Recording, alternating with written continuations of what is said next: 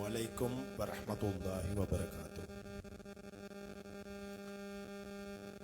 இறைவனுடைய அருட்கொடைகளில் இயற்கை எழில் கொஞ்சக்கூடிய ஒரு சூழலிலே அழகான முறையில் தொழுகையை நிறைவேற்றிவிட்டு இந்த உரையை செவிமடுப்பதற்காக வேண்டி நாங்கள் இங்கு அமர்ந்திருக்கின்றோம்.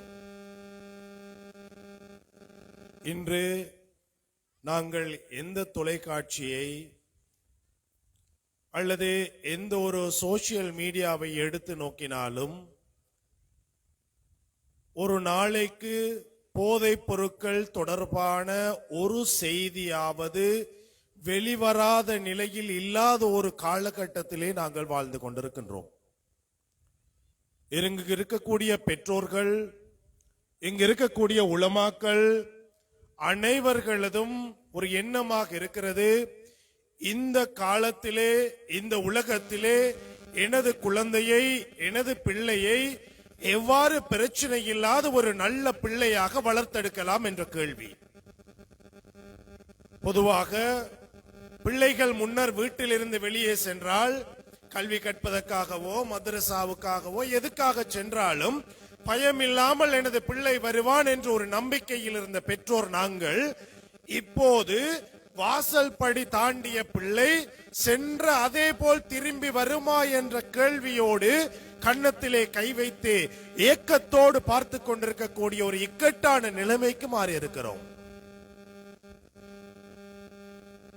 நாளாந்தம் நாங்கள் நினைக்காத அளவுக்கு, எங்களால் நினைக்க முடியாத அளவுக்கு நல்ல பிள்ளைகளாக நல்ல குடும்பங்கள், நல்ல குடும்ப பின்னணியை சேர்ந்தவர்கள் எல்லாம் இந்த போதைப் பொருட்களுக்கு அடிமையாகி கொண்டிருக்கிறார்கள். பொதுவாக இங்க இருக்கக்கூடிய நிறைய பேருக்கு இருக்கும் மிக முக்கியமான ஒரு கேள்வி, கடந்த 40 வருடங்களுக்கு மேலாக இலங்கை நாட்டை பொறுத்தவரையிலே இந்த போதைப் பொருளுக்கு எதிரான போதைப் பொருள் முத்தடுப்பு நிகழ்வுகள் செய்யப்பட்டு கொண்டு வருகிறது. ஹஜ்ரத் அவங்க கதைக்கு என்ன சொன்னாங்க, நிறைய கொத்துபாக்கள் ஓதி இருக்கிறோம், பிரயோசனம் இல்ல. அதாவது கொத்துபாக்களுக்கு பயன்படுத்துறாக்கள் வராங்க இல்ல, உண்மை. இந்த இடத்திலையும் பயன்படுத்தக்கூடியவர்கள் வருவது மிக குறைவாகத்தான் இருக்கும், அவங்க வர மாட்டாங்க.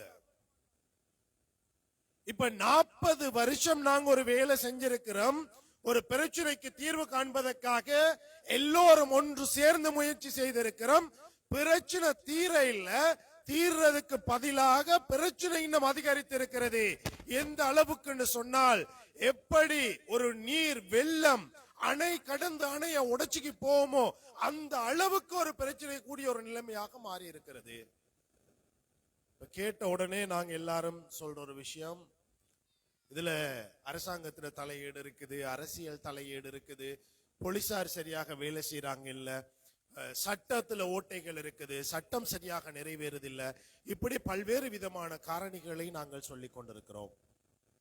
ஆனால் நாங்கள் திரும்பி பார்க்க அல்லது நாங்கள் பார்க்க மறந்த அல்லது நாங்கள் செய்ய விட்ட பிழை என்னவென்று சொன்னால், 40 வருஷம் நாங்கள் ஒரு வேலையை செஞ்சோம், இந்த வேலை சரியானதா, இது விஞ்ஞான பூர்வமானதா, உளவியல் ரீதியானதா அல்லது இஸ்லாமிய ரீதியானதா என்ற விஷயத்தை நாங்க திரும்பி பார்க்க தவறி இருக்கிறோம்.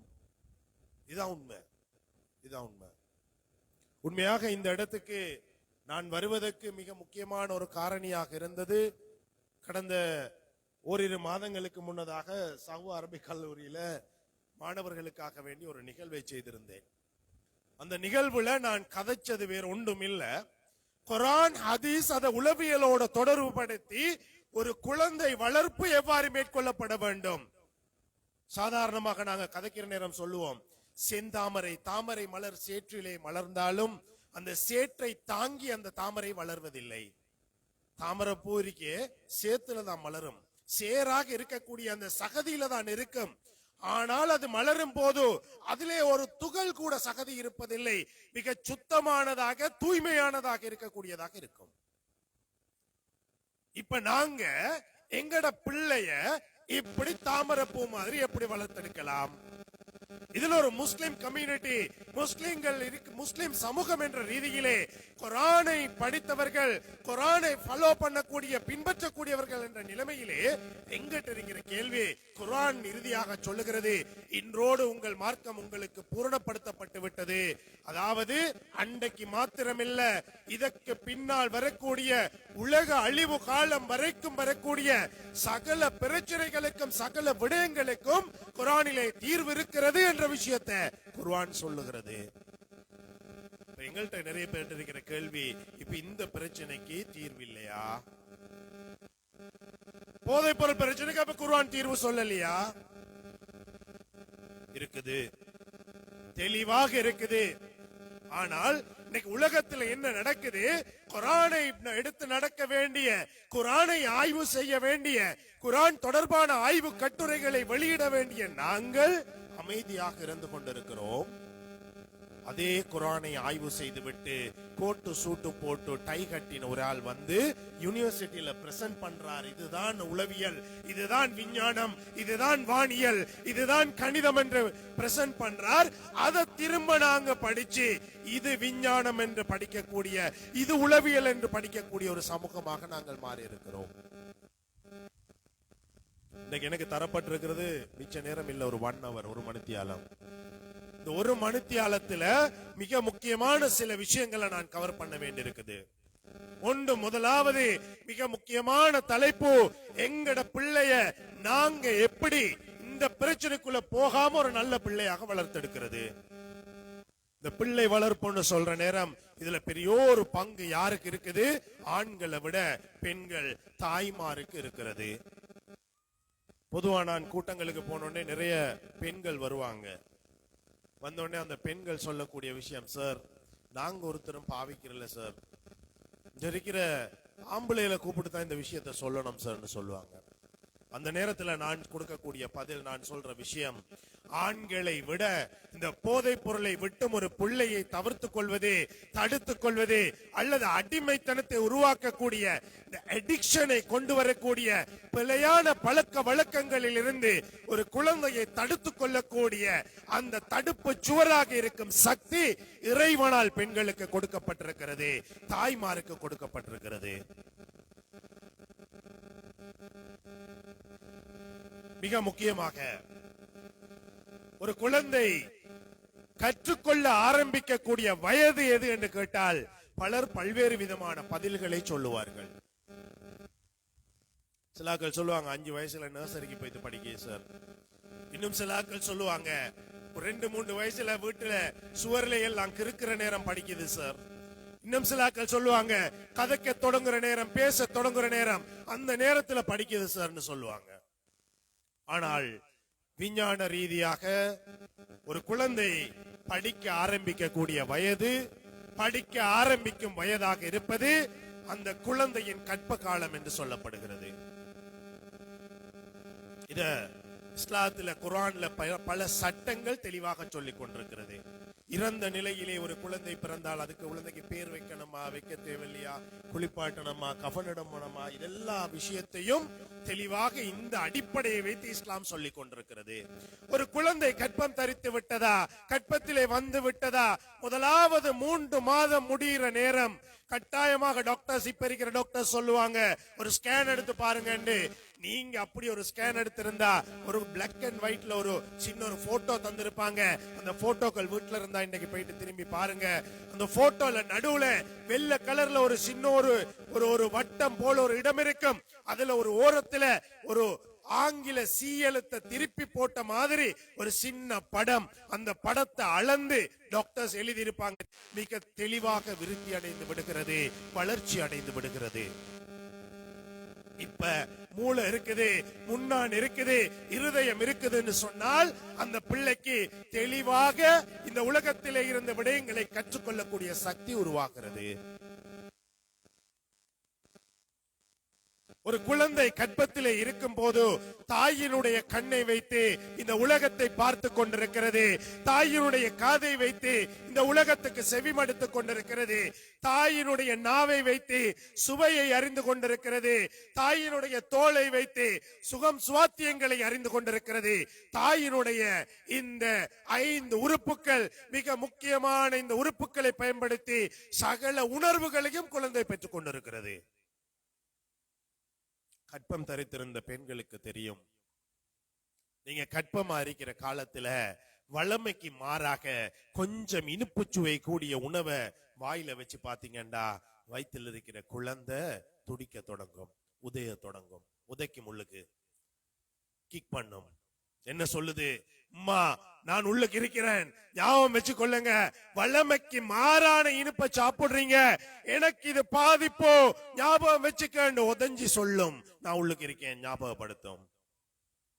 இதே போலதான் கொஞ்சம் உரப்பு கூடுதலான வளமைக்கு மாறான உரப்ப கொஞ்சம் வாயில வச்சீங்கடா, அந்த நாவுல உரப்பு பட்ட அடுத்த செகண்ட் இதே விஷயத்தை இந்த குழந்தை செய்து கொண்டிருக்கும். எங்களுடைய சமூகத்துல ஒரு பழக்கம் இருக்கிறது, ஒரு பழக்க வழக்கம் இருக்கிறது.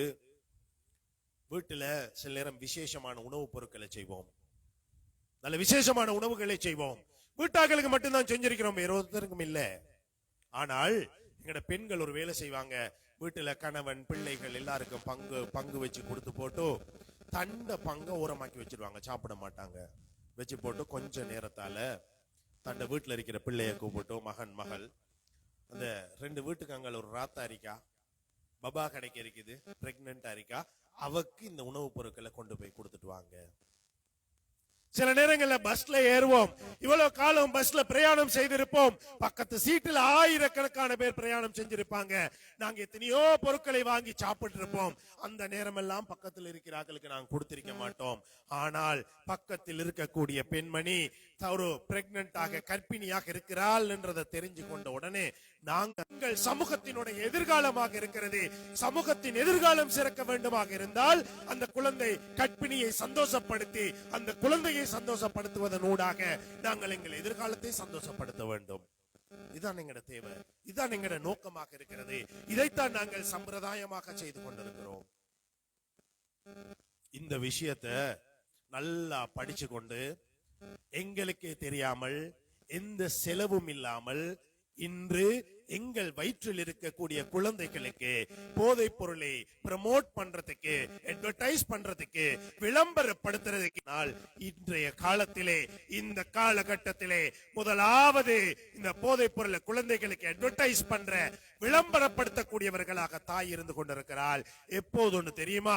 இந்த உலகத்துக்கு வாரத்துக்கு முந்தி தண்ட வயிற்றில் அந்த குழந்தை இருக்கிற காலத்திலேயே தாய் இருக்கிறதாக இருக்கலாம், ஓதல்களாக இருக்கலாம், குர்ஆன் ஓதுறதாக இருக்கலாம். இப்படியான விஷயங்கள் விசேஷமாக மக்ரிப் பிந்தினால் மக்ரிபிலிருந்து இஷா வரையும் எந்த வீட்டுல போனாலும் ஓதல் சத்தங்கள் அல்லது நல்ல மார்க்க சம்பந்தமான விஷயங்கள் கேட்டுக்கொண்டிருந்த கிராமங்களாக வீடுகளாக எங்கள் வீடுகள் இருந்தது. ஆனால் இப்ப போயிட்டு பாருங்க, பெரும்பாலான வீடுகள்ல 6 மணி 6:30 மணி தொடக்கம் 8 8:30 மணி வரையும் எங்கட பெண்கள் எங்க இருந்து கொண்டிருக்கிறாங்க? டிவிக்கு முன்னால.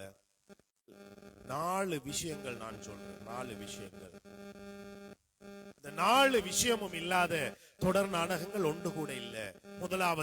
முதலாவது மாற்றான் மனைவிக்கு ஆசைப்படக்கூடிய ஆண் இருக்கக்கூடிய நாடகங்களாகத்தான் சகல நாடகங்களும் இருந்து கொண்டிருக்கிறது.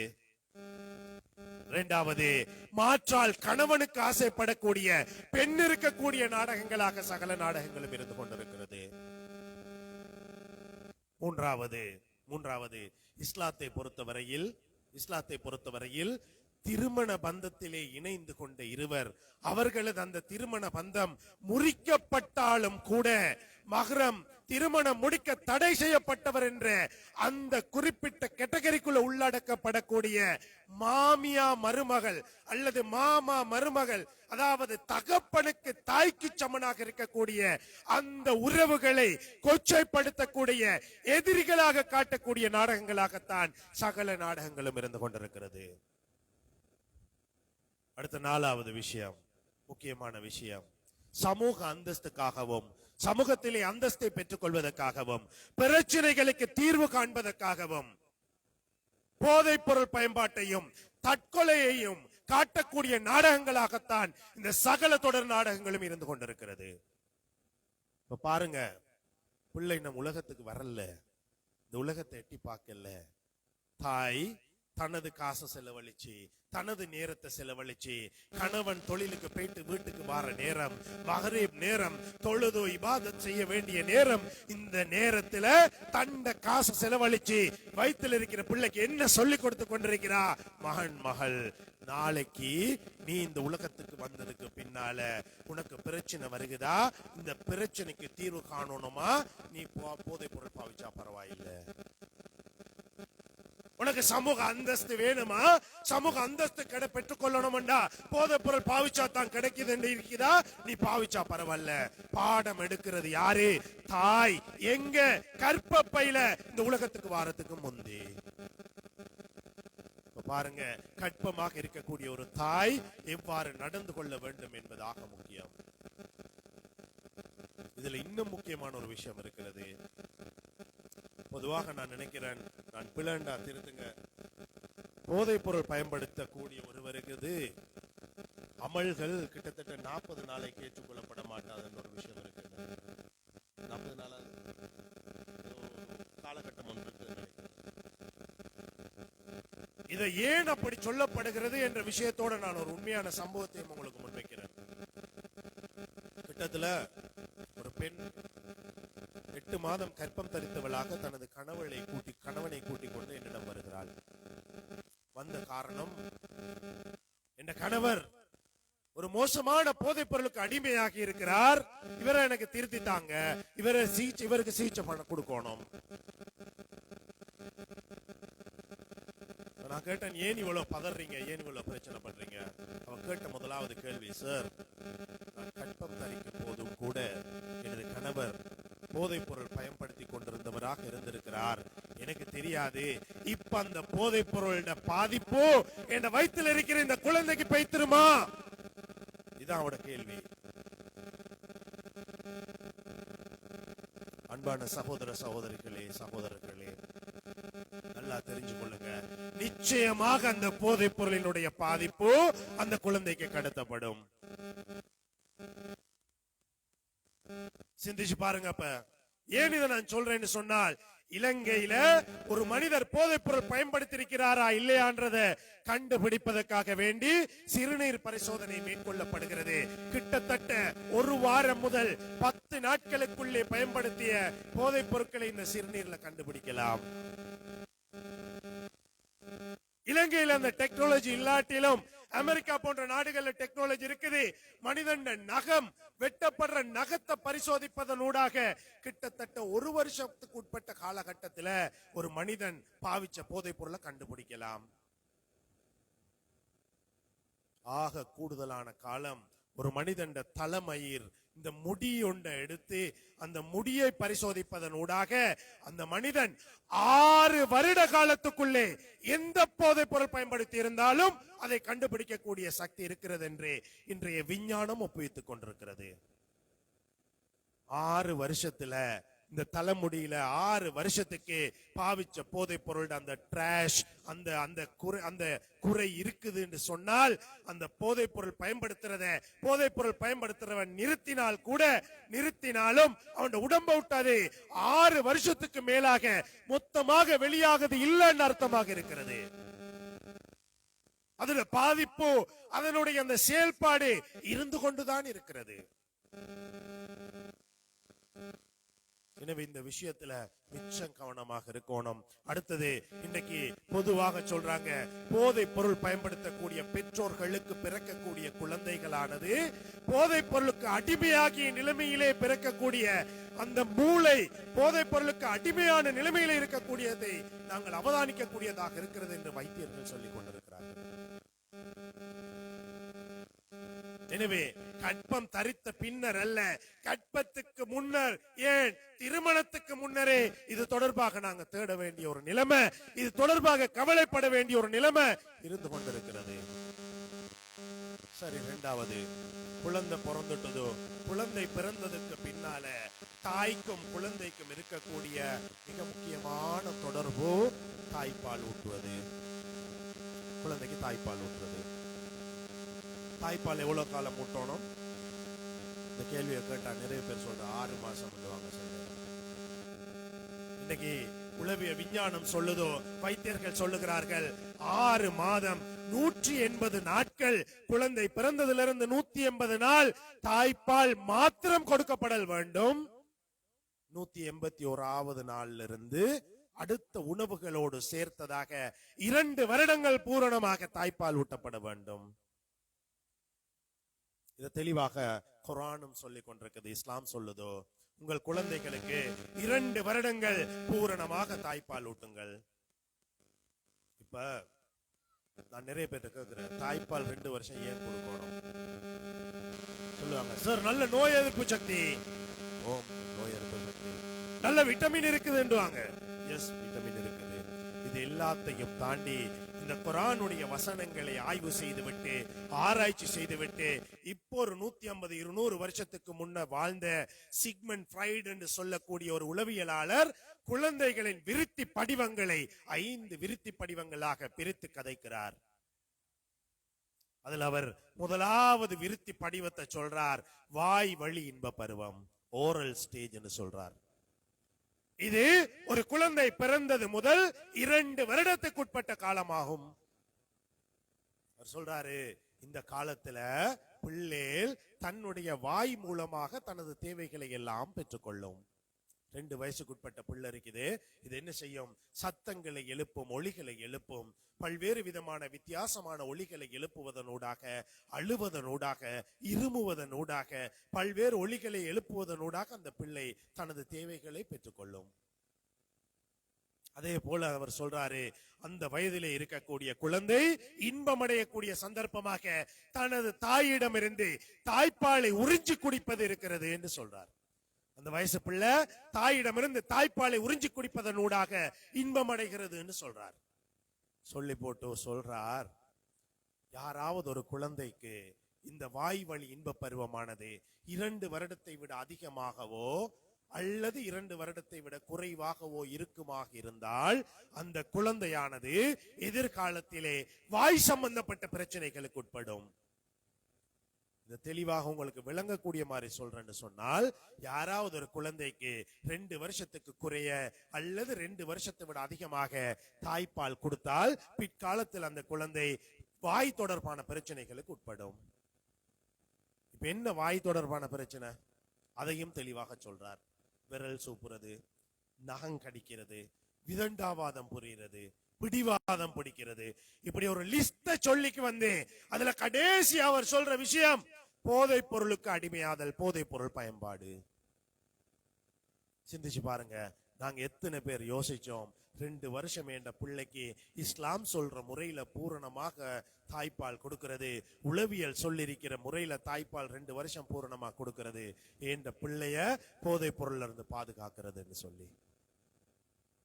நான் சொன்ன இந்த விஷயத்தை நிரூபிக்க வேண்டுமாக இருந்தால் உங்களோட ஊர்ல பாவிக்கக்கூடிய ஆக்கள் உங்களுக்கு தெரிஞ்சாக்கள், பக்கத்து ஊர்கள்ல உங்களுக்கு பாவிக்கக்கூடிய ஆக்கள் தெரிஞ்சாக்கள், அந்த நபர்களது தாய்மார்ட்ட கேட்டு பாருங்க எவ்வளவு காலம் இந்த பிள்ளைக்கு தாய்ப்பால் கொடுத்தீங்கன்னு. நிச்சயமாக சத்தியமாக 95% அதிகமானவர்கள் 1-2 வருஷத்தை விட கூடுதலா இருக்கும் அல்லது 2 வருஷத்தை விட குறையா இருக்கும். அப்ப பாருங்க, இஸ்லாமிய முறை, இஸ்லாம் கட்டளையிட்ட முறை 2 வருடம் பூரணமாக தாய்ப்பால் கொடுக்கிறது. அந்த 2 வருடம் பூரணமா தாய்ப்பால் கொடுக்கிறது எதிர்காலத்துல அந்த பிள்ளை இளைஞனாக மாறியதுக்கு பின்னால, டீனேஜுக்கு வந்ததன் பின்னால போதைப் பொருள் இருந்து அந்த பிள்ளைய பாதுகாக்குது. 2வது காலம் 2 வயசுல இருந்து 4.5 வயதுக்கு உட்பட்ட காலம். இந்த காலகட்டம் மிக முக்கியமான காலம். இந்த காலத்தை அவர் சொல்றாரு, சிக்மண்ட் ஃப்ரைட் சொல்றார், குதவழி இன்ப பருவம் என்று சொல்றார். Anal stage. தாய்மாருக்கு மிச்சம் சேலஞ்ச் ஆன பருவம், மிச்சம் சேலஞ்ச் கஷ்டமான பருவம். இந்த வயசுல 2 வயசுல இருந்து 4.5 வயசுக்கு உட்பட்ட பிள்ளை என்ன செய்யும்டா, சிறுநீர மலத்தை தேக்கி வைத்துக் கொண்டு தனக்கு எப்போது விருப்பம் வருகிறதோ, தான் எங்கதை வெளிப்படுத்த வேண்டும் என்று விரும்புகிறதோ அந்த இடத்துல வெளிப்படுத்தும். நிறைய தொழிலுக்கு போறாக்கள் நான் கண்டிக்கிறேன். காலையில டைமுக்கு வேலைக்கு போனோம், பிள்ளைய தட்டி எழுப்பாட்டி பிள்ளைய டாய்லெட்டுக்கு வைக்கிற. முன்ன காலத்துல காலில் அழகா ஒரு கொமெண்ட் மாதிரி காலால செஞ்சு போட்டு காலில் வைப்பாங்க. இப்ப கொமெண்ட் எல்லாம் வடிவமா டிசைனா வந்து இருக்குது. இப்ப கொமெண்ட்ல வைக்கிற வச்சு பிள்ளையோட கெஞ்சுற, போமகன் கக்கா போமான் சூ போமான் கெஞ்சுற. எவ்வளவு கெஞ்சினாலும் மணித்தியால கணக்கு கெஞ்சினாலும் அந்த பிள்ளை போகாது. இப்ப ஆபீஸ் போ டைம் சரி, வேலைக்கு போ டைம் சரி, என்ன செய்யற, சரி ஓகே உம்மா மாட்ட வாப்ப மாட்ட கொடுத்துட்டு மாமிட்ட சாட்சிட்ட கொடுத்துட்டு போவோம், அவங்க பாக்கட்டும் தூக்கி அந்த பிள்ளையோட உடுப்ப தூக்கி வச்சு போடுற நேரம் அடிச்சுடுவோம். இப்ப வரும் கோவம், இந்த நேரம் தான் நீ செய்யணுமா, வார கோவத்துல செய்யற வேலை பட்டாருன்னு ஒரு அடி, இப்பதான் போகணுமா, எவ்வளவு நேரம் எனக்கிட்டன். சிக்மண்ட் ஃப்ராய்ட் சொல்றாரு, 2 வயசுக்கு 4.5 வயசுக்கு இடையில இந்த காலகட்டத்துல நீங்க பிள்ளைக்கு அடிக்கக்கூடிய ஒவ்வொரு அடியும், இந்த டாய்லெட் ட்ரைனிங் கொடுக்கறதுக்கு நீங்க கொடுக்கக்கூடிய ஒவ்வொரு பனிஷ்மெண்ட்டும் பிற்காலத்தில் அந்த பிள்ளையினுடைய தன்னம்பிக்கையை இல்லாமல் செய்யும். தன்னம்பிக்கை இல்லாத பிள்ளை என்ன செய்யும், சமூகத்தை விட்டும் தன்னை ஒதுக்கிக் கொள்ளும், ஓரமாக்கிக் கொள்ளும். சமூகத்தை விட்டு ஓரமாகிற பிள்ளை, தனிமையை விரும்புற பிள்ளை இலகுவாக இந்த அடிமைத்தனத்துக்குள்ள போகும். அடிமைத்தனம் போதை பொருள் மட்டும் இல்ல, இன்னைக்கு எங்கட ஆண் பிள்ளைகள் எவ்வாறு அதிகமாக போதை பொருளுக்கு அடிமையாக இருக்கிறார்களோ அதே போல இன்னைக்கு எங்கட நிறைய பெண் பிள்ளைகள் மொபைல் போனுக்கு அடிமையாக இருக்கிறாங்க. இது ரெண்டும் ஒரே சப்ஜெக்ட் வித்தியாசம் இல்ல. இது 2 மூளையில வேலை செய்யற ஒரே இடத்துல அதை எப்படி வேலை செய்யறது நான் விளங்கப்படுத்துறேன், பின்னால நான் விளங்கப்படுத்துறேன். நான் பொதுவா சொல்றேன், ராவு 10 மணிக்கு பின்னுக்கு இந்த ரோட்டில் இருக்கிற போக்கு வழிய யாராவது ஒரு பொடியன் உட்கார்ந்து போன் கதைச்சு கொண்டிருக்கிறானா, நிச்சயமாக உங்களோட யாருடையாவது வீட்டுக்குள்ள உங்களோட பெட்ஷீட் ஒன்றுக்குள்ள பூந்துக்கு ஒரு பொம்பளை புள்ள போன் கதைச்சுக்கிருக்குது. யாரும் எந்த ஆம்பளை பிள்ளையும் 10 மணிக்கு 11 மணிக்கு போறோம் மணித்தியால கணக்கு இன்னொரு பொடியனோட கதைச்சு கேட்க போறல, அவங்க அப்படி பேச போறல, பேசுற தேவை இருக்காது. அப்ப பாருங்க, இந்த 2 வயசுக்கும் 4.5 வயசுக்கும் இடையில முறையாக டாய்லெட் ட்ரைனிங் கொடுக்கிறது, பனிஷ்மெண்ட் பண்ணாம இருக்கிறது பிற்காலத்தில் அந்த பிள்ளைய போதைப் பொருளை விட்டு தடுத்துக் கொள்றதுக்கு உதவுது. அடுத்த முக்கியமான வயது 4.5 வயசுல இருந்து 7-8 வயசு வரையான காலம். இந்த காலத்தை அவர் சொல்றாரு பெலிக் ஸ்டேஜ் என்று சொல்றார். இந்த காலத்துல பிள்ளைகள் என்ன செய்யும் சொன்னால், உடுப்பு போடாம இருந்தால் தனது அந்தரங்க உறுப்புகளை கையால் தொட்டு அதனூடாக இன்பம் காணக்கூடியதாக இருக்கும் பிள்ளை. இது அந்த வயசுல நடக்கிற ஒரு விஷயம். சிக்மண்ட் ஃப்ராய்ட் இதை ஆய்வு செய்து போட்டு சொல்றாரு, இந்த வயசுல குழந்தைகளுக்கு ஒரு வித்தியாசமான முறையிலான ஒரு அன்பு ஏற்படும். இத உளவியல் படிச்சாக்களுக்கு தெரியும்.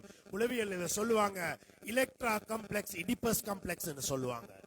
அதாவது இந்த வயசுல வார மிக முக்கியமான ஒரு பிரச்சனை, மிக முக்கியமான ஒரு பண்பு, வீட்டில் இருக்கிற ஆண் பிள்ளை தனது தாயோடும் வீட்டில் இருக்கிற பெண் பிள்ளை தனது தகப்பனோடும் அலாதியான ஒரு அன்பை காட்ட தொடங்கும். எந்த அளவுக்கு அதை சிக்மண்ட் ஃப்ராய்ட் விவரிக்கிறார் என்று சொன்னால், அந்த குழந்தையினுடைய வாழ்க்கையில ஏற்படக்கூடிய ஃபர்ஸ்ட் லவ் என்பதாக சொல்லுகிறார். இந்த வயதில ஒரு தாய் ஒரு பெண் பிள்ளைக்கு எவ்வளவுதான் பணிவிடை செய்தாலும், எந்த பணிவிடை செஞ்சாலும், எங்க வாப்பா வாரான்னு தான் பாத்துக்கிறீங்க. பொம்பளை புள்ள வாப்பாவோட தான் ஒட்டுதல். வாப்பா என்னதான் ஆம்பளை பிள்ளைக்கு கொடுத்தாலும், என்னதான் ஆம்பளை பிள்ளைய கவனிச்சாலும், அந்த பிள்ளை உம்மோட சாரி தொங்கல்ல தொங்கி தாய்க்கும் ஆம்பளை பிள்ளை. இதுதான் அந்த வயது.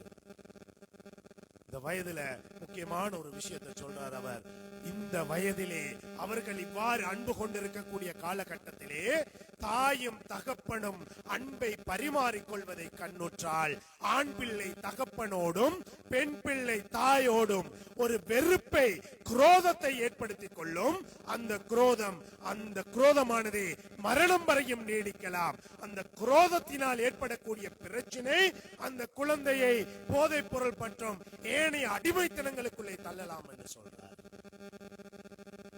எனவேதான் இஸ்லாம் தெளிவா சொல்லுதோ, இந்த வயசு வந்துட்டுதா, இந்த வயசுக்கு உங்களோட பிள்ளைகள் வந்துட்டுதா, தயவு செஞ்சு உங்களோட பிள்ளைகளை படுக்கையை விட்டும் பிரித்து விடுங்கள்.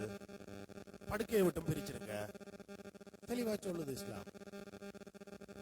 படுக்கையை விட்டு தான் பிரிக்க சொல்லுது. கவனம் அறிக்கணும். நான் கிட்டத்தில் இந்த கதையை ஒரு கிழக்கு மாகாணத்தில் ஒரு இடத்துல சொல்லிட்டு வந்துட்டேன். வந்து 2 கிழமையால ஒரு அசரத் கால் பண்றாரு. சார், பிள்ளைய படுக்கையை விட்டு பிரிச்சான், டிராவைக்கு பாய்ந்து கத்துறான். நாங்க பிரிச்சு எங்க வச்சீங்க? பக்கத்து ரூம்ல போட்டேன். எத்தனை வயசு? 7 வயசு. நான் சொன்னேன் 7 வயசு பிள்ளைய தூக்கி பக்கத்து ரூம்ல போட்டா கத்துதான் செய்வான். அவன் இருட்டுக்கு பயம். அது பயந்த வயசு. அடுத்த ரூம்ல இல்ல, பக்கத்து ரூம்ல இல்ல, படுக்கை அவர்கள் இருவரும் படுக்கக்கூடிய இடத்தை விட்டும் பிரிக்க வேண்டும். அடுத்த கட்டில் இன்னொரு கட்டிலுக்கு பிரிங்க, மாத்துங்க.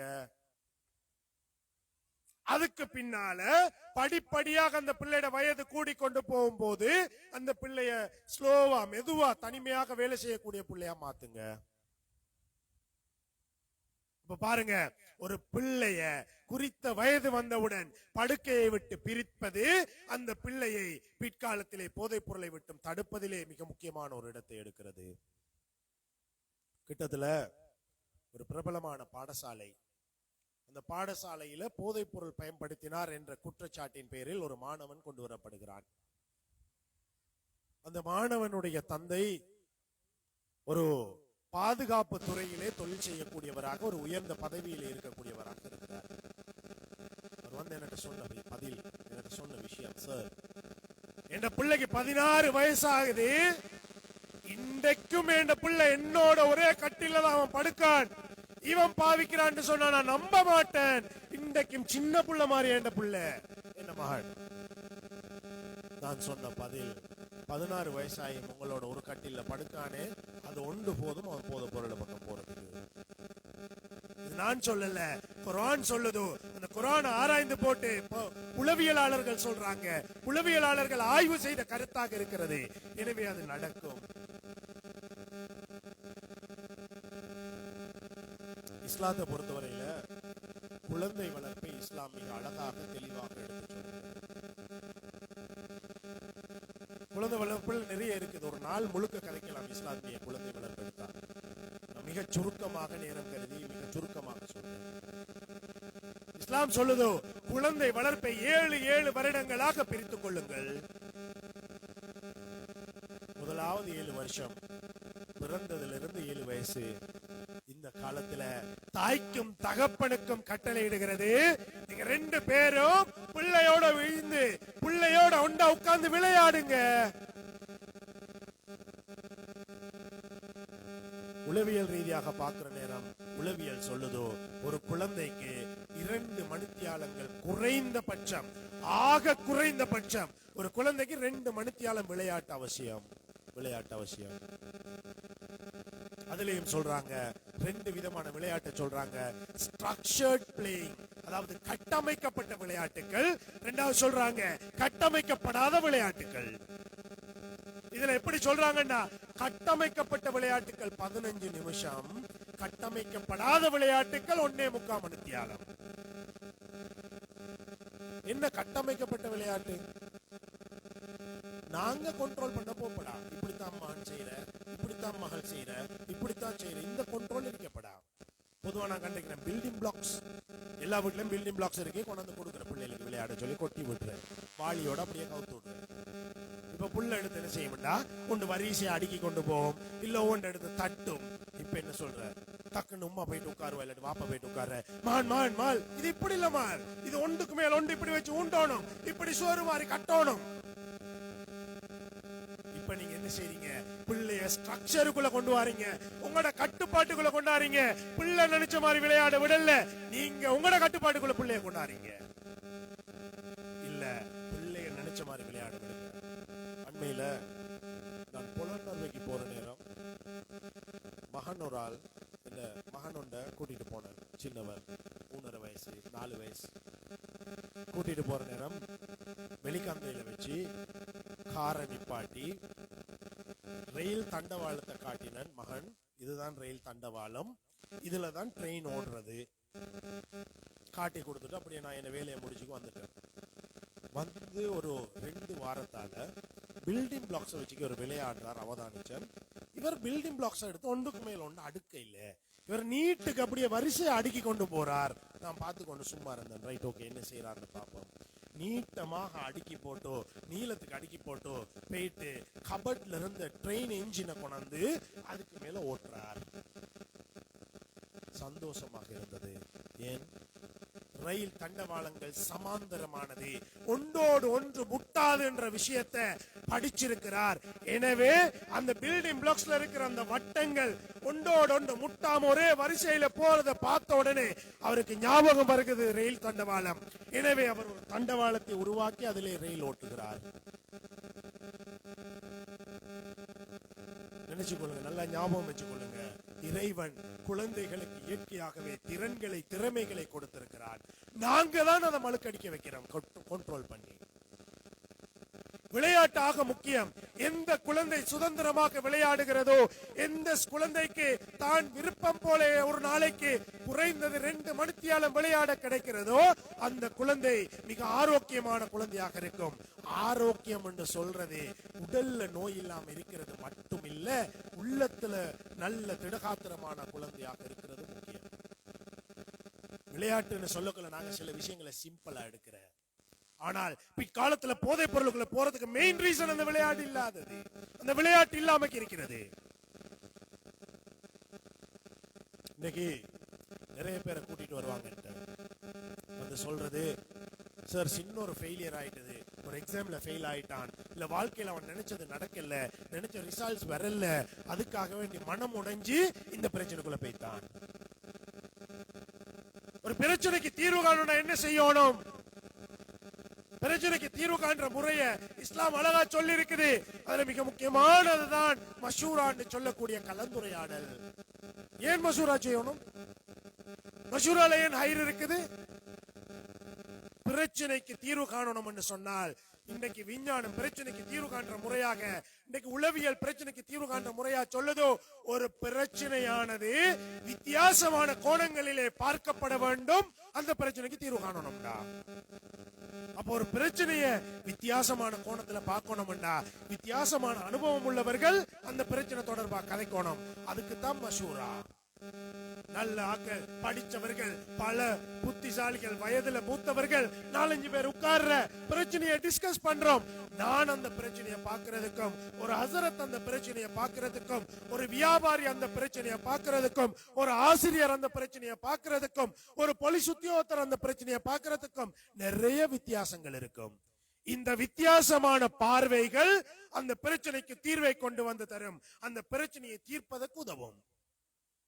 இப்ப ஏன் கேள்வி, ஒரு சின்ன பிள்ளை உலகத்தை வித்தியாசமா பார்க்க ஆரம்பிக்கிற சந்தர்ப்பம் எதுன்னு தெரியுமா?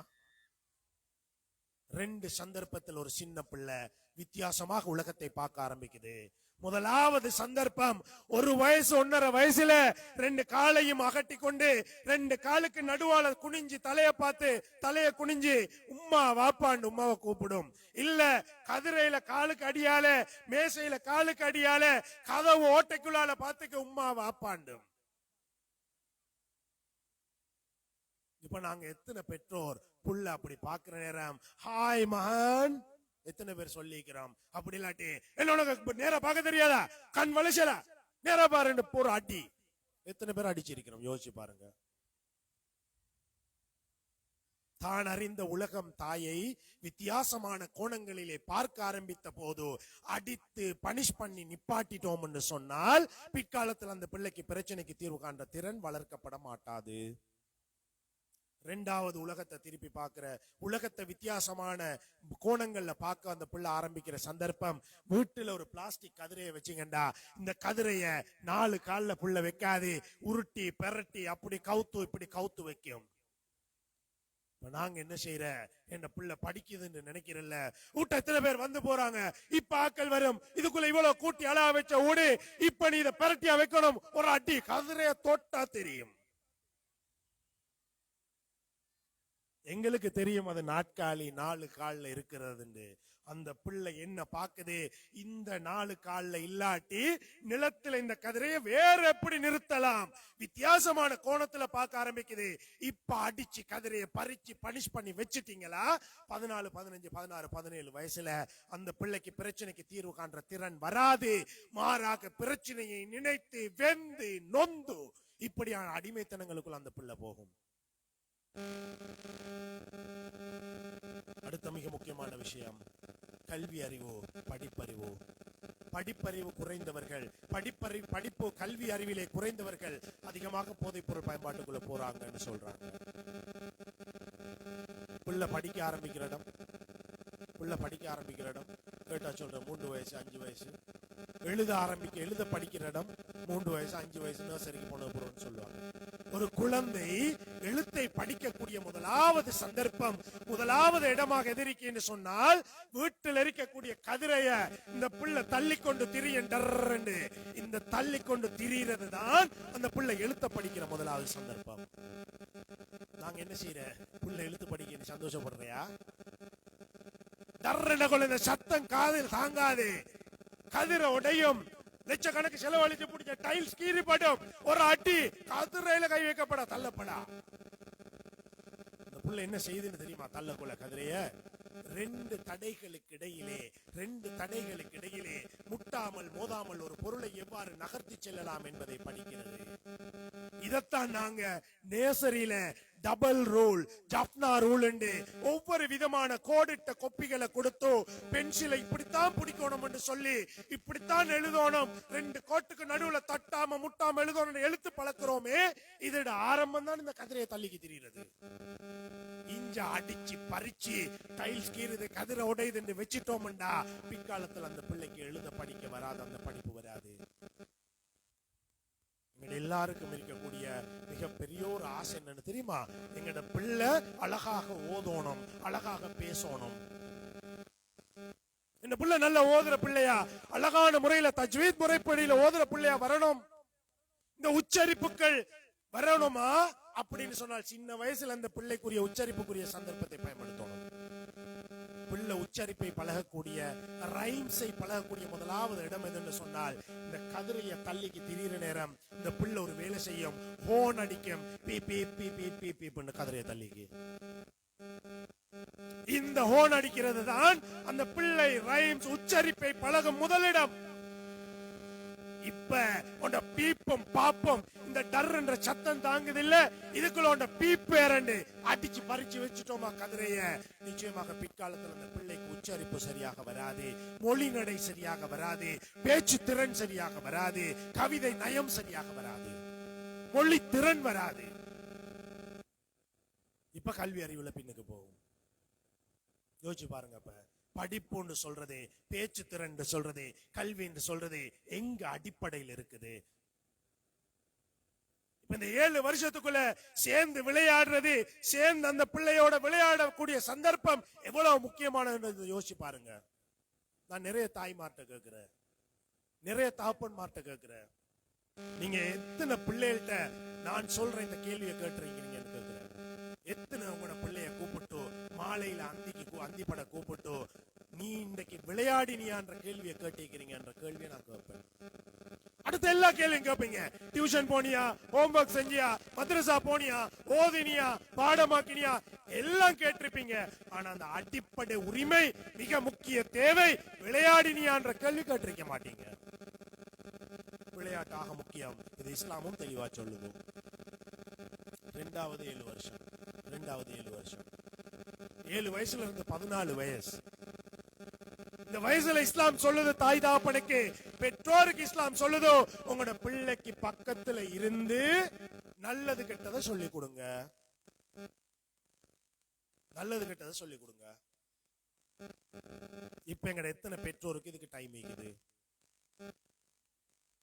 உமாக்கு வீட்டு வேலை, அதை விட்டா இன்னும் 1000 வேலை, பாப்பாக்கு உழைக்கிற வேலை, உழைச்சிட்டு வந்தா நண்பர்களோட காலம் கடத்துற வேலை, தன்னை பிள்ளையோட ஒன்றாக நின்று அவங்களுக்கு நல்லது கெட்டதை சொல்லிக் கொடுக்க நேரம் இல்லாம இருக்குது. எந்த அளவுக்கு ஒண்ணு சொன்னால் நான் எதிர்பார்க்கிறது வெள்ளிக்கிழமை ஜும்மாக்கு வாப்பா போறாரா, 5 நேர தொழுகைக்கு வாப்பா போறாரா, யாராவது ஒரு ஆளுக்கு உதவி செய்ய வாப்பா போறாரா, 7 வயசுக்கும் 14 வயசுக்கும் இடப்பட்ட பிள்ளை இருக்குதா, இந்த பிள்ளைய நீங்க உங்களோட கூட்டிட்டு போங்க, உங்களுக்கு பக்கத்துல வச்சு கொள்ளுங்க. அந்த பிள்ளை தவறு செய்யற நேரம், பிழை செய்யற நேரம் தட்டுறது அடிக்கிறது இல்ல, இது தவறு என்று தன்மையாக அழகாக சொல்லிக் கொடுங்க. இன்றைக்கு நாங்க எப்படி தெரியுமா சொல்லிக் கொடுக்கிற பிள்ளைக்கு இஸ்லாம் தடை செய்த தவிர்க்கப்பட வேண்டிய ஒரு விஷயம் எப்படி சொல்லிக் கொடுக்கிற தெரியுமா? அடுத்த பிள்ளையோட ஒப்பிட்டு, அந்த முகமத பாரு, அவனுக்கு அவன் வாப்பா என்ன செஞ்சு கொடுத்தேன், அவன் உம்மா எப்படி கவனிச்சேன், எவ்வளவு கஷ்டத்துக்குள்ள இருக்கான், அவனோட பார்க்கக்குள்ள உனக்கு நான் என்ன குறை வச்சேன், அவன் எப்படி டேலண்ட் ஆகிக்கிறான், நீ இப்படி மக்கா இருக்கிறாய். வீட்டுக்குள்ள ஒப்பிடுற தம்பிய பாரு, தம்பி எப்படி இருக்கான்னு அவனோட கால் தூசுக்கு நீ வருவதில்லை. இப்ப நான் வந்து எனக்கு உட்கார்ந்து கேட்கல, எனக்கு ஒரு வாய்ஸ் மெசேஜ் வருது, பாப்பா அனுப்புறார், சார் மூத்த புள்ள 7 வயசு, 2வது புள்ள 4 வயசு, 2வது மகன் நல்ல துடினமானவன், திறமையானவன், மூத்த மகன் கொஞ்சம் ஸ்லோ, இவனுக்கு 2 பேருக்கு இடையில பிரச்சனை ஆகுது, நாங்க சின்ன புள்ள அந்த தம்பி உன்னோட எவ்வளவு வேகமா செய்யறான்னு பாரு, நீ வேலை செய்யு சொன்ன அவனுக்கு கோபம் வருது, தம்பிக்கு அடிக்க போறான்னு சொல்றார். நிச்சயமாக அடிக்கல, கொலை செய்யற அளவுக்கு போவான். ஒப்பிடு. சொந்தத்துக்குள்ள ஒரே தகப்பன் ஒரே தாயிட குழந்தைக்குள்ளேயே ஒப்பீடு செய்ய வேணாம் என்று சொன்னால் அடுத்த ஆக்களோட பிள்ளைகளோட ஒப்பீடு செய்யக்குள்ள யோசிச்சு பாருங்க. எப்படி நான் பொதுவா சொல்றேன், பெற்றோருக்கு ஒப்பீடு செய்றீங்களா செய்யுங்க, பிரச்சனை இல்லை. எப்போ ஒப்பீடு செய்யுங்க தெரியுமா? எப்போ ஒப்பீடு செய்யுங்க தெரியுமா? நீங்க யார ஒப்பிடுறீங்களோ அந்த பிள்ளையோட வாப்பட உம்மட முகச்சாயல்ல உங்களோட பிள்ளை இருந்தா பரவாயில்லையா, ஏற்றுக்கொள்வீங்களா? அப்போ ஒப்பீடு செய்யுங்க. ஏன் காரணம், அந்த தாய்க்கும் தகப்பனுக்கும் பிறந்த குழந்தை அந்த திறனோடு தான் இருக்கும், இந்த தகப்பனுக்கும் தாய்க்கும் பிறந்த குழந்தை இந்த திறனோடு தான் இருக்கும். அதிலும் ஒரே தாய்க்கும் தகப்பனுக்கும் பிறந்தாலும் அந்த குழந்தைகளிடையேயும் வேற்றுமைகள், வித்தியாசங்கள் கட்டாயமாக காணப்படும். இதை அறிந்தவர்களாக, தெரிந்தவர்களாக, புரிந்தவர்களாக நாங்கள் வேலை செய்ய வேண்டும். நிறைய நான் பார்க்கிறேன், வெள்ளிக்கிழமை ஜும்மாக்கு போற நேரம் பள்ளியில போயிட்டு பார்த்தா, எல்லா பள்ளியிலும் இல்ல, இங்க எப்படின்னு எனக்கு தெரியாது, நான் இங்க ஜும்மா தொழுது இல்லை இதுவரையும். சில பள்ளி வாயில்கள்ல பார்த்தா பெரியாக்கள் எல்லாம் முன்னுக்கு உட்கார்ந்து கேட்பாங்க வரிசையில, அவங்க அழகா அங்க கொத்துபா பேத்து கொண்டிருக்கும், இந்த சின்ன பிள்ளை எல்லாம் தனியா ஒரு கூட்டம் அப்படியே உட்கார்ந்து கதைச்சு பிரச்சனை பட்டு கேட்பாங்க. நான் யோசிக்கிறது, இந்த பிள்ளையில பார்த்தா 14 வயசு குறைஞ்சாக்கள், அப்ப இவங்க என்ன செஞ்சு கொண்டிருக்கிறாங்க, இவங்க பெற்றோர் எங்க? எனவே இந்த 7 வயசுக்கும் 14 வயசுக்கும் இடையில குழந்தைகளோட பக்கத்துல நின்று நல்லது கெட்டதை சொல்லிக் கொடுக்கிறது ஆக முக்கியம். அடுத்த 3வது விஷயம் சொல்றாங்க, 3வது 7 வருஷம் 14 வயசுல இருந்து 21 வயசு. இப்ப இஸ்லாம் சொல்லுது தெளிவாக, இந்த வயசுக்குள்ள ஒரு பிள்ளை தவறு செய்தா இப்ப தண்டனை கொடுத்து அடிச்சு அந்த பிள்ளை திருத்துங்க. இதுல முக்கியமா 2 விஷயம் இருக்குது. பெரும்பாலான பெற்றோர் அதுல ஆம்பளை பிள்ளைகளை கூட்டிக்குவாரு, சார் தோளுக்கு மேல ஒசந்துட்டான், இப்ப இளந்தாரி ஆயிட்டான், இவனுக்கு எப்படி சார் நான் கை நீட்டுறேன், இவனுக்கு எப்படி பனிஷ்மெண்ட் கொடுக்குறேன்? இன்னும் சிலர் இருப்பாங்க, பனிஷ்மெண்ட் கொடுத்தாலும் திருந்தலான் இல்லைன்னு வருவாங்க. இந்த யோசனைகள் அல்லது பெற்றோருக்கு கட்டுப்படாத இளைஞர்கள் உருவாவதற்கு மிக முக்கிய மூல காரணம் என்னது? இஸ்லாம் சொன்ன அந்த முதலாவது 2ஐ மறந்துட்டோம். முதலாவது 7 வருஷத்துல பிள்ளையோட சேர்ந்து விளையாட டைம் இருக்கல, 2வது 7 வருஷத்துல பிள்ளைக்கு நல்லது கெட்டதை சொல்லி கொடுக்கவும் இல்லை. ஆனா 3வது 7 வருஷத்துல மட்டும் திடீர்ன்ற கேர், திடீர்ன்ற அவதானம், திடீர்ன்ற பனிஷ்மெண்ட், திடீர்ன்ற பிள்ளைக்கு போலீஸா மாறுற, திடீர்ன்ற பிள்ளைக்கு அந்த பிள்ளைய திருத்தறதுக்குரிய பெற்றோரா மாறுற. இது சாத்தியப்பட மாட்டாது. சிலாக்கள் கூட்டிட்டு வராங்க, சார் 16-17 வயசு கட்டுப்படுத்த எல்லாமே கேக்குது, நாங்க சொல்றத கேட்கான்ல. இன்னும் கொஞ்சம் பெற்றோர் வருவாங்க, சார் என்ன பிள்ளைய திருத்திட்டாங்க, அல்லாஹ்வுக்கா நான் சொன்னேன்னு மட்டும் பிள்ளைகிட்ட சொல்லிடப்படா. அவ்வளவு பயம் பிள்ளைக்கு. இந்த பயம் காட்டுறது உருவாகிறது பெரிய வயசுல இல்ல, மிக சின்ன வயசுல. 1.5 வயசு 2 வயசுல புள்ளைய கையில பிடிச்சி கடைக்கு கூட்டிக்கு போவீங்க. போன இடத்த புள்ள என்ன செய்யும்? எனக்கு சாக்லேட் வாங்கி தாங்க, டொஃபி வாங்கி தாங்கன்னு கேட்கும். வாங்கி கொடுக்கலன்னா புள்ள அழும். அழுகிறத பார்த்தோன்னே சொல்லுவாங்க, பொதுவா சொல்லக்குள்ள சொல்லுவாங்க, பெத்த மனம் பித்து பிள்ளை மனம் கல்லுன்னு சொல்லி. மனம் கலங்கும், தகப்பன் தாயிட மனம் கலங்கும். கடனுக்குனாலும் வாங்கி கொடுத்தாச்சு, சாக்லேட் டொஃபி வாங்கி கொடுத்தாச்சு. ஏன்னா நிறைய பெற்றோர் நினைச்சுக்கிறோம், கேட்டதை கேட்டவுடன் வாங்கி கொடுக்கறதா நல்ல பெற்றோர் உண்டு. இப்ப நீங்க அழுதத்துக்கு வாங்கி கொடுத்தீங்களே, அந்த பிள்ளைக்கு வாங்கி கொடுத்தது நீங்க டொஃபி இல்ல, சாக்லேட் இல்ல, அந்த பிள்ளைக்கு ஒரு பாடம் சொல்லி கொடுத்தீங்க. என்னது? உன்னுடைய தாய், உன்னுடைய தகப்பன் உனது கண்ணீருக்கு ஏமாந்தவன். 2 வயசுல டொஃபி சாக்லேட் கேட்கும், வாங்கி கொடுக்காட்டி அழும். ஓகே, பிரச்சனை இல்ல. 6-7 வயசுல டிப்பி டிப் கேட்கும், ஓலே கேக் கேட்கும், வாங்கி கொடுக்காட்டி ஆக்கள்ட முன்னுக்கு உருண்டாலும் தாங்கிக் கொள்ளுங்க, பிரச்சனை இல்ல. 10-11 வயசுல கடையில தொங்குற உடுப்ப காட்டி, இந்த பெருநாளைக்கு இந்த உடுப்பு தான் வேணும், வாங்கி தராட்டி நான் திங்க மாட்டேன், இன்னைக்கு உங்களோட பேச மாட்டேன்னு சொல்லும், தாங்கிக் கொள்ளலாம், பிரச்சனை இல்ல. இது எல்லாத்தையும் தாங்கிக் கொண்டு 16-17 வயசுல அவசியம் இல்லாத பொம்பளை புள்ளன்னு சொன்னா யாராவது ஒருத்தனை காட்டி எனக்கு கல்யாணம் முடிச்சு தாங்க கொள்ள, ஆம்பளை புள்ளன்னு சொன்னா எனக்கு 10,000 காசு தாங்க, நான் ட்ரிப் வைத்து வர போறேன் பொடிய மாறோன்னு கொள்ள. இப்பதான் அந்த பயத்துலதான் வந்து பெற்றோர் சொல்றேன், என்னது அல்லாவுக்கு ஆசை இல்லாதீங்க. நான் அந்த பெற்றோர்கிட்ட கேட்கிறேன், சின்னத்துல டொப்பி வாங்கி கொடுத்திருப்பீங்களே, அவ பாருங்க, கேட்டதை கேட்டவுடன் வாங்கி கொடுக்காமல் பொறுமையை அந்த குழந்தைக்கு பழக்குவது மிக முக்கியமான ஒரு விடயமாக இருந்து கொண்டிருக்கிறது. இப்படி கதைச்சா குழந்தை வளர்ப்பு நிறைய இருக்குது கதைக்கிறதுக்கு. இந்த சப்ஜெக்ட்ல நான் சொன்ன இந்த கொஞ்சம் விஷயங்களையாவது உள்வாங்கி அதன் அடிப்படையில பிள்ளைய வளர்த்தெடுத்தீங்கன்னு சொன்னால் நிச்சயமாக அந்த சேற்றிலே மலர்ந்த செந்தாமரைகளை போல் இவர்கள் அழகான குழந்தைகளாக வளர்ந்து வருவார்கள் இந்த சமூகத்திலே. அடுத்து நான் கேட்கிறேன், இந்த நான் சொன்ன முறையில புள்ள வளர்க்கறதுக்கு மாசம் உங்களுக்கு எவ்வளவு செலவாகும்? லட்சக்கணக்கு கோடிக்கணக்கில் செலவாக போதா? இல்ல. இந்த முறையில இஸ்லாம் சொன்ன இந்த உளவியல் முறையிலே குழந்தைகளை வளர்த்தெடுக்கும் போது உங்களோட செலவு இப்ப இருக்கிறத விட குறையுமே ஒழிய கூட போறது இல்ல. இந்த கொஞ்ச நேரம் அந்த நேரத்தை நான் உங்களுக்கு போதை பொருள் ஏன் அல்லது இந்த மொபைல் போன் ஏன் இப்படி பிரச்சனையா இருக்குன்றத சொல்றதுக்கு பயன்படுத்துறேன். போதை பொருளாக இருக்கலாம், மொபைல் போனாக இருக்கலாம், நாங்கள் உண்ணக்கூடிய இனிப்பு பண்டங்களாக இருக்கலாம், அன்பாக இருக்கலாம், பாலியலாக இருக்கலாம், இது எதுவாக இருந்தாலும் அடிமைத்தனத்தை உருவாக்குவதற்கு மிக முக்கியமான காரணம் எங்கட மூளை. இந்த மூளையில நடுவுல ஒரு பகுதி இருக்கிறது, அந்த பகுதி தான் அதாவது மனிதன் சந்தோஷமாக களிப்பில் ஈடுபடும் போது செயல்படக்கூடிய பகுதி. அந்த இடத்துல ஒரு சுரக்கும், அதுக்கு சொல்லுவாங்க டோபமின் என்று சொல்லி.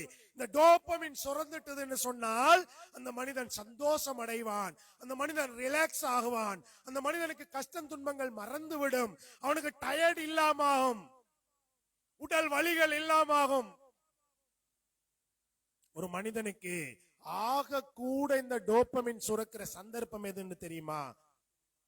ஒரு மனிதன் எப்போது தனக்கு விருப்பமான ஒரு மனிதனை அணைத்துக் கொள்கிறாரோ, விருப்பமான ஒருவரது அணைப்பில் இருக்கிறாரோ, அந்த சந்தர்ப்பத்தில் தான் அதிகூடிய அளவு இயற்கையான டோபமின் மனிதனுக்கு சுரக்கும். யோசிச்சு பாருங்க, நீங்க பெற்ற பிள்ளை, உங்களுடைய தாய், உங்களுடைய தகப்பன், உங்கள் கணவர், உங்கள் மனைவி, இவங்க அணைப்புல இருக்கிற நேரம், இவங்கள அணைப்புல இருக்கிற நேரம் உங்களுக்கு எவ்வளவு மகிழ்ச்சியாக இருக்கும். இதுதான் ஒரு மனிதன் உச்சகட்ட மகிழ்ச்சி.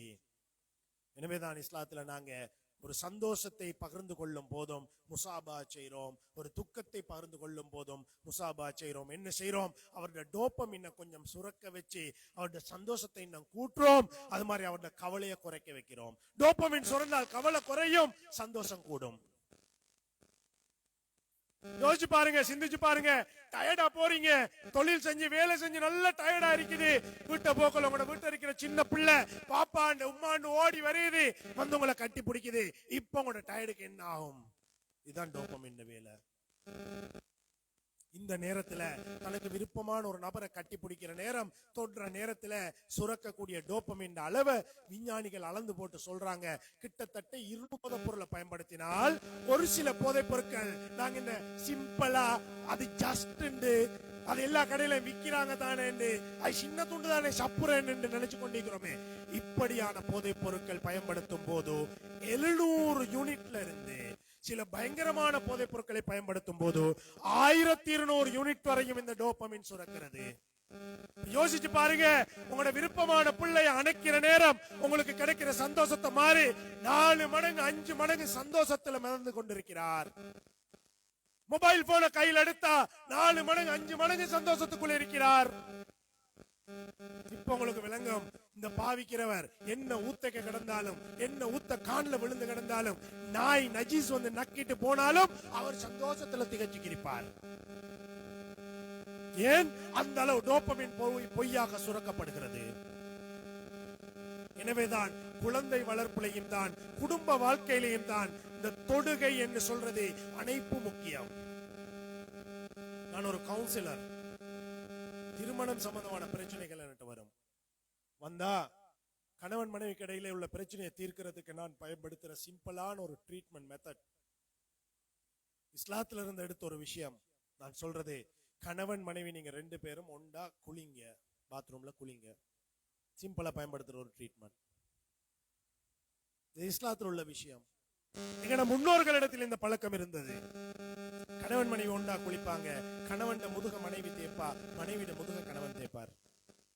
சொல்றாங்க, முதுகுகளை தேய்த்த கைகள் எல்லாம் எப்போது தொலைபேசிகளை தேய்க்க ஆரம்பித்தனவோ இந்த சமூக பிரச்சனைகள் அதிகரித்தன. குழந்தைகளுக்கு அரவணைப்பாக முக்கியம். நீங்க பிள்ளை அரவணைக்கலையா, பிள்ளைக்கு அன்பு தேவை இருக்கிறது, பாதுகாப்பு தேவை இருக்கிறது, குழந்தை எதிர்பார்க்கும் அன்பை, குழந்தை எதிர்பார்க்கும் பாதுகாப்பை நீங்க கொடுக்கலையா, அந்த பிள்ளை அதை தேடி வெளியில போகும். வெளியில போற நேரம் அது போயிட்டு சேரக்கூடியவர் நல்லவரா கெட்டவரான்றது எங்களுக்கு தெரியாது. நல்லவரிடம் சேர்ந்து விட்டால் ஓகே, கெட்டவரிடம் போனால் பாரிய பிரச்சனைக்குள்ள அந்த பிள்ளை உட்படும். பெற்றோர் என்று சொல்லக்கூடிய எங்களுக்கு அந்த குழந்தைக்கு தேவையான அன்பை, அந்த குழந்தைக்கு தேவையான பாதுகாப்பை கொடுப்பது எங்கள் பொறுப்பாக இருந்து கொண்டிருக்கிறது. இப்ப பாருங்க, இந்த அணைப்பு ஒரு விருப்பமான ஒரு ஆள் அணைப்புல இருக்கிறத விட 4 மடங்கு 5 மடங்கு திகைப்புல இருக்கிறாரு. இப்ப இவருக்கு புள்ளகுட்டி தேவையா, மனைவி தேவையா, சாப்பாடு தேவையா, ஏனைய மகிழ்ச்சி ஒன்றும் தேவையில்ல, அதுதான் தேவைன்ற நிலைமைக்கு வருவார். ஒரு கட்டத்துல இந்த டோபமின் சும்மா சுரக்காது. அவர் சந்தோஷமான வேலை செஞ்சா சுரக்காது. எங்களுக்கு சுரக்கிற மாதிரி பிள்ளைய அணைச்சா, நல்ல ஒரு சாப்பாடு பிரியாணி திண்டா இப்ப எல்லாம் சுரக்காது. அவருக்கு அந்த போதை பொருளை, அந்த மொபைல் போனை, அந்த சூது விளையாடுறதுக்கு போனா மட்டும்தான் சுரக்க தொடங்கும். இதைத்தான் நாங்க சொல்றோம் எடிக்ஷன். எடிக்ஷன், அடிமைத்தனம். அதை செஞ்சா மட்டும்தான் அவருக்கு நிம்மதி.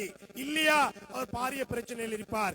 எந்த அளவு பிரச்சனையில் இருப்பாருண்டா, உங்களுக்கு உங்களோட பிள்ளைய அரவணைச்சா எப்படி சந்தோஷம் வருது, அதே போல அந்த பிள்ளை உங்களோட கண் முன்னால மரணிச்சு விட்டா எவ்வளவு துன்பம் பெறணுமோ, உங்களோட பிள்ளையோட மையத்தை நீங்க பாக்குற நேரம் உங்களுக்கு எவ்வளவு துக்கம் இருக்குமோ அதை விட 10 மடங்கு துக்கத்துக்குள்ள இருப்பார் அந்த நபர். அதை பயன்படுத்துற நேரம் வந்து அதை பயன்படுத்த போகலண்டா.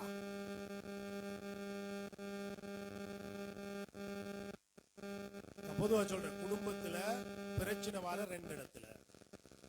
ஒன்று கிச்சன், இன்னொன்று பெட்ரூம். கிச்சன் என்று சொல்றது குடும்பத்தின பொருளாதாரம், பெட்ரூம் என்று சொல்றது குடும்பத்தினுடைய பாலியல் வாழ்க்கை. இது 2லையும் பிரச்சனை உருவாக்கக்கூடிய ஒரே ஒரு விஷயமாக இந்த அடிமைத்தனம் இருக்கிறது. அது போதைப் பொருள் மட்டுமல்ல, மொபைல் போனும் தான், சூதும் தான். ஏன்? அந்த குறிப்பிட்ட இல்லற வாழ்க்கையில் ஈடுபடும் போது ஒரு மனிதனுக்கு சுரக்கும் டோபமின் 200 யூனிட்கள். ஆனால் சூது விளையாடுற நேரம், மொபைல் போனை பார்க்கிற நேரம், போதைப் பொருள் பாவிக்கிற நேரம் கிடைக்கிற டோபமின் 700 இருந்து 1200. எனவேதான் இந்த பயன்பாடுகள் இருக்கும் குடும்பத்திலே குடும்ப பிரச்சனை, கணவன் மனைவி இடையில பிரச்சனை நிச்சயமாக வரக்கூடியதாக இருக்கிறது. இந்த டோபமின் சுரக்கிறது நின்றுட்டுதா, இது ஒரு நோய். நோய் மூளையில ஒரு இடத்துல சுரக்க வேண்டிய சுரப்பு நின்று இருக்குது. எப்படி சதையில பீட்டாஸ் களங்கள்ல இன்சுலின் சுரக்கிறது நின்றா சீனி நோய்னு சொல்றோமோ, எப்படி தைராக்சின் சுரப்பு சுரக்கிறது நின்றால் தைராக்சின் பிரச்சனைன்னு சொல்றோமோ, இத போல டோபமின் சுரக்கிறது நின்றுட்டுது. இப்ப இது ஒரு நோய். அப்ப இந்த நோயாளி எங்க கூட்டிக்கு போகணும்? ஹாஸ்பிட்டலுக்கு. வைத்தியம் செய்யணும், சிகிச்சை செய்யணும். ஆனால் இன்று போதைக்கு அடிமையாகியவர்களை, இந்த சூதுக்கு அடிமையாகியவர்களை, மொபைல் போனுக்கு அடிமையாகியவர்களை எங்க கூட்டிக்கு போறோம்? பொதுவா போதை பொருளுக்கு அடிமையாகினவர்களை நாங்க சொல்றேன் என்னது, 119 அடிப்பேன், போலீஸுக்கு அடிப்பேன், ஏத்துவோம் போலீஸுக்கு. இன்னும் கொஞ்சம் பேர் இருக்கிறாங்க வந்து சொல்லுவாங்க, சார் மட்டக்களப்புல 6 மாசம் வச்சிருந்தேன், ஆனா திருந்தல்ல, வந்து திரும்ப பாவிக்கான். எனக்கு எப்படி கேக்குறேன்டா, இவருக்கு சீனி நோய் இருந்துச்சு, இவர் சீனி நோயாளியாக இருந்தார், இவரை போலீஸ்ல கொண்டு போயிட்டு 6 மாசம் மூடி வச்சோம், ஆனா சீனி நோய் குணமா இல்ல. குணமாகுமா? ஒரு நாளும் குணமாகாது. எனவே போதைப் பொருள் பயன்படுத்தியவர்களுக்கு கட்டாயமாக சிகிச்சை அளிக்கப்படல் வேண்டும். அதிலும் மிக முக்கியமாக அவர்கள் அந்த பயன்பாட்டை விட்டதற்கு பின்னால அவர்களுக்கு நிறைய பிரச்சனைகள் வரும்.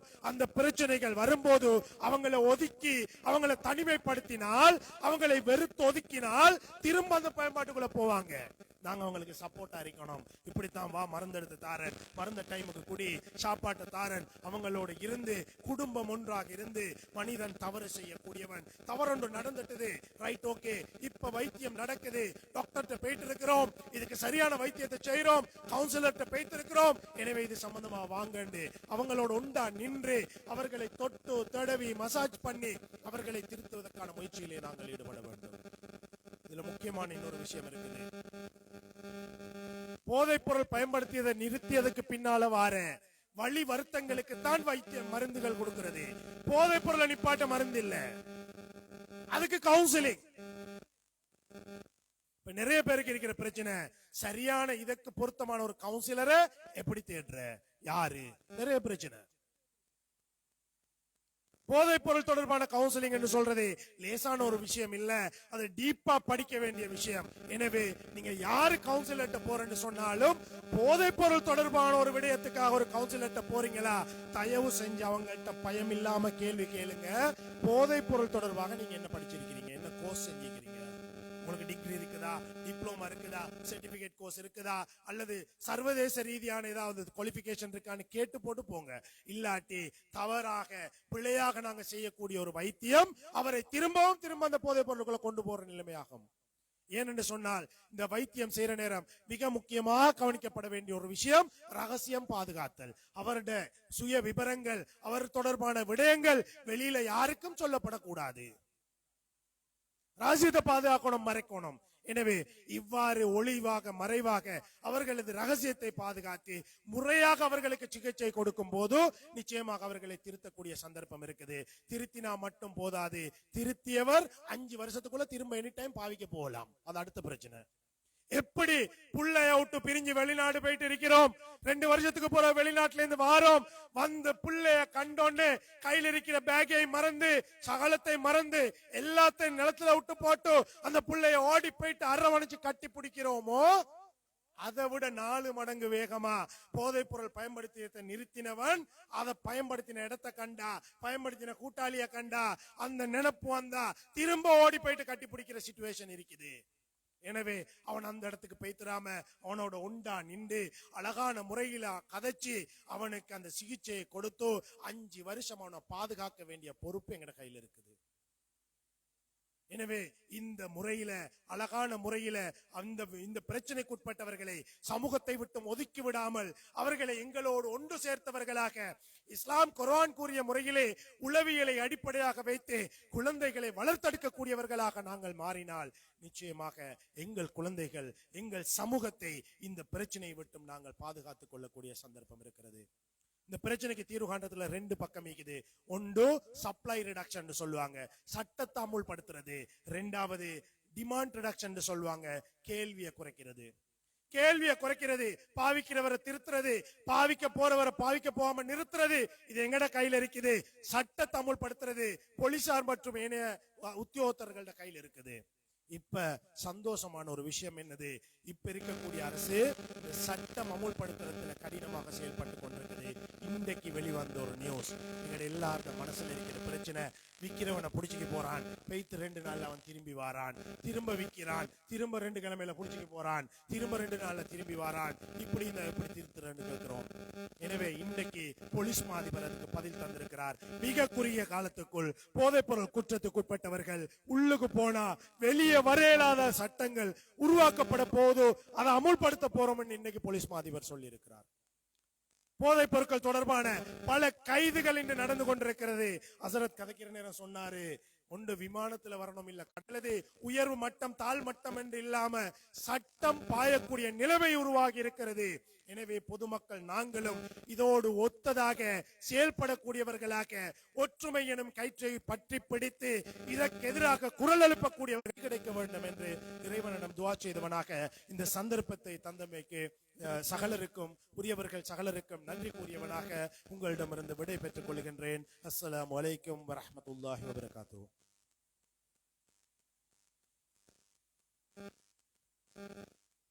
இவ்வளவு பாவனைக்கு அடிமையாகிய இந்த ஏதாவது சமூக சீர்கேடுகள் அனைத்தும் பிள்ளை வளர்ப்பின் பரிணாம வளர்ச்சியில் நாங்கள் விடுகின்ற தவறுகளால் தான் ஏற்படுகின்றது. அவைகளுக்கு உரிய முறையிலே சிகிச்சை அளிக்க வேண்டும். அவர்களுக்கு பொருத்தமான தீர்வுகளை எட்டுவதற்கு முயற்சிக்க வேண்டும். அப்போதுதான் இந்த சீர்கேடிலிருந்து இந்த சமுதாயத்தை பாதுகாக்கலாம் என்ற ஆக்கபூர்வமான உளவள உளவியல் ஆலோசனைகளை இங்கே வழங்கிவிட்டு நிறைவு செய்திருக்கிறார். அபாயகரமான ஔடதங்கள் கட்டுப்பாட்டு சபையினுடைய வடகிழக்கு இணைப்பாளர் மதிப்புக்குரிய ரசாத் சார் அவர்கள் இன்னும் ஒரு சந்தர்ப்பம் கிடைத்தால் நான் நினைக்கின்றேன் அவருடைய என்ற வாக்குறுதியோடு அவர்களுடைய இந்த வழிகாட்டல் அறிவுறுத்தல்கள் இந்த சமூகத்துக்கு ஆக்கபூர்வமாக இன்னும் தொடர வேண்டும் என்று பிரார்த்தித்து, இந்த வேளையிலே மிகுந்த வேலைப்பளுக்களுக்கு மத்தியில் எமது அழைப்பை பெரிதும் மதித்து இங்கே வந்து சிறப்புரையாற்றியதற்கு அவர்களுக்கு எல்லாம் வல்ல அல்லாஹ் நிறைந்த கூலியை கொடுப்பானாக என்று பிரார்த்தித்து, அடுத்ததாக இறுதி நிகழ்வாகும். இந்த நிகழ்வு இன்ஷா அல்லாஹ் 9:30 மணிக்கு முடிப்பதற்கு நாங்கள் தீர்மானித்திருக்கிறோம்.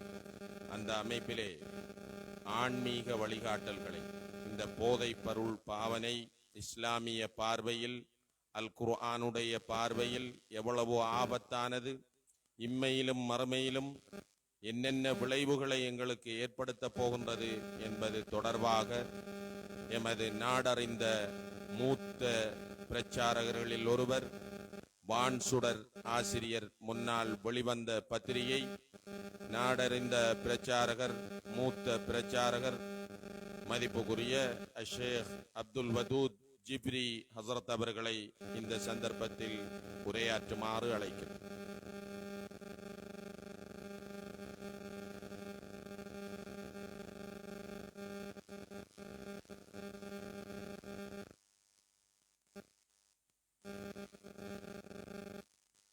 அல்ஹம்துலில்லாஹி ரப்பில் ஆலமீன்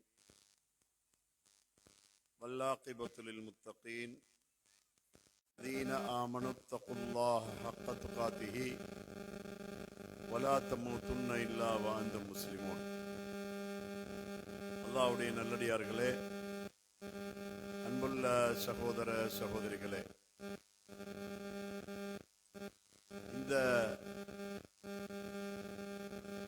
தலைப்பானது தற்காலத்திலே